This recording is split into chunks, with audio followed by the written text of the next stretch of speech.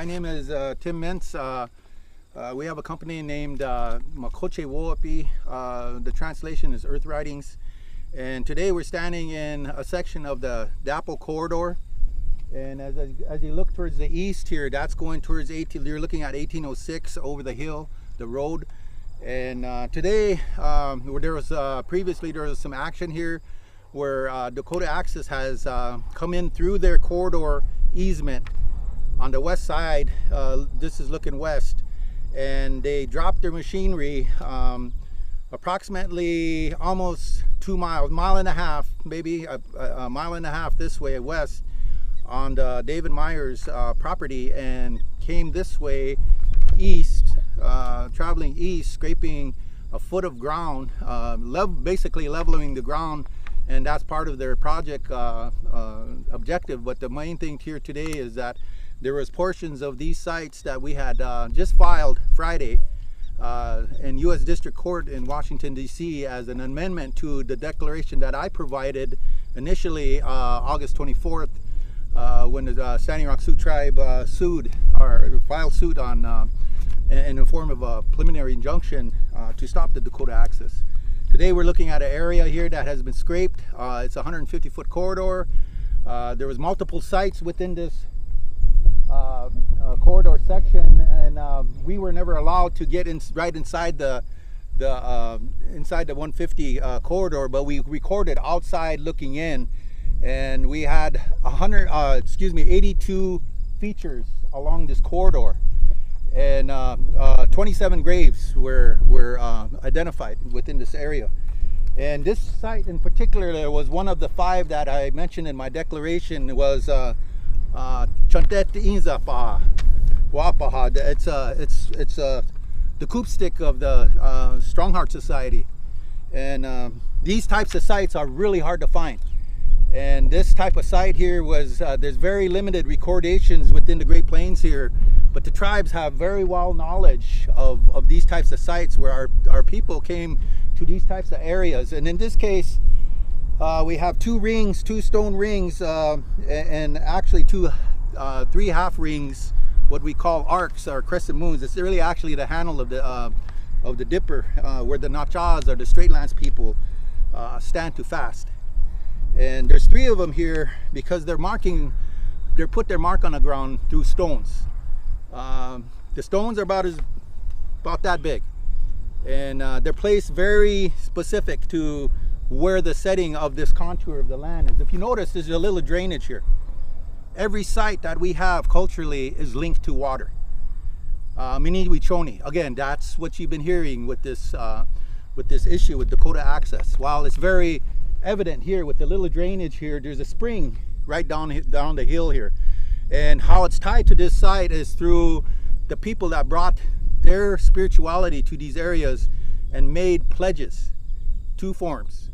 On this hill right up here off to my right, when we first got here August 28th, we immediately seen 2 burials on the crest of the hill, and then that's within the corridor. This area right here has a burial that's probably right underneath that pile of soil there. It cut halfway into the site. It actually took out the Strong Heart coup stick. It's a line of rock that goes approximately 8 to 9 feet, and it swirls. It's also called a wagamuha for the Strong Heart Society, and special uses for that I can't explain right now. But what is important is here that these are very limited in recordation. In other words, there's not too many, if any. These are probably the only ones that actually North Dakota has seen in the State Historic Preservation Office's database. Archaeologists, they don't see these. The archaeology firm that came through here walked over these. They do not have a connection that we have to our spiritual walk of life in relation to how our society members and leadership came to these types of areas to give those types of commitments or pledges. Today we're looking at an area that has totally destroyed one part of our society's walk of life, where pledges were made, where gifts that were given from Wakankanka. This is what a warrior looks like! This is what a warrior looks like!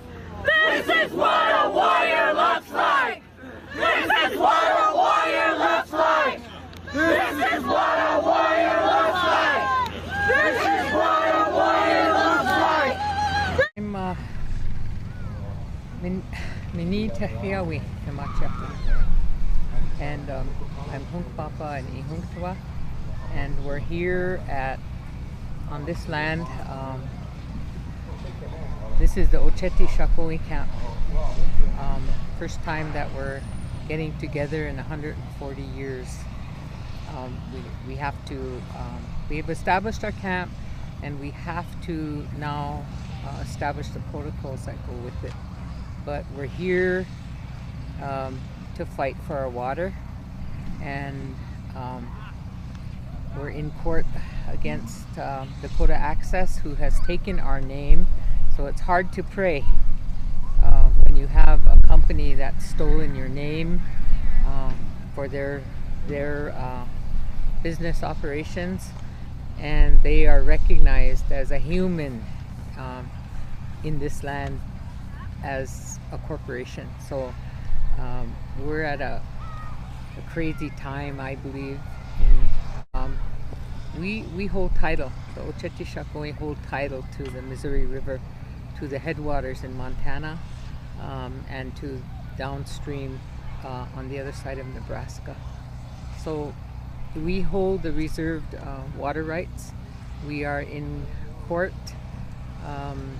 We thought that the company would honor a court order, but they have not done so. They started construction of the road, the access road, and we blocked the access roads that are part of the map.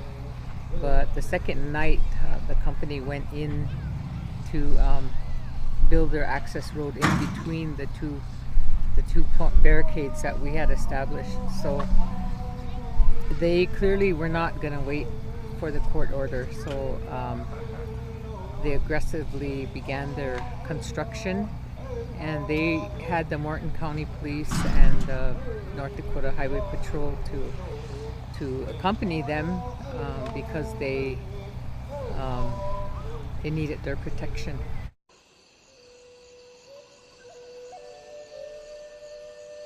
Untu winik bulugwachento hune hach yah upu sik al leka kuch ignare ya bachbacheo leka alatie tone ma usan ilik be hach otsila pusik allo kat kontulaka bashakate exaiteche le mago katialaje tenin ka mal ochakin pakat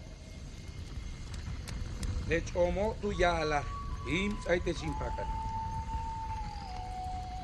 le winiko katiale tenin kat kanaktem ya bachmu le bala mo katia tie hinsikte yan amuknalta beige shena katso katia tu katene inkat utsakishiwo lekano tunuka enkinwe sikte utia kashi ke chachae leka tsoko tsaba ya ba cholo de maka leka bini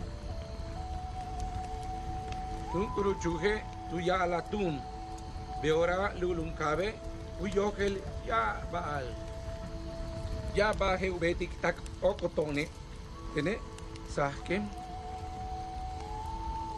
le tune keho katu ya la he beyenshan tene sahkem le to kashnuko ma tene le maha tingwila twitch le yung eba ma tunah tune le betik uyah ta upusik alo yanubin ukat yetel uchaik balo le luma yanuk inu yaik tie le yan tsai te che sok tsai te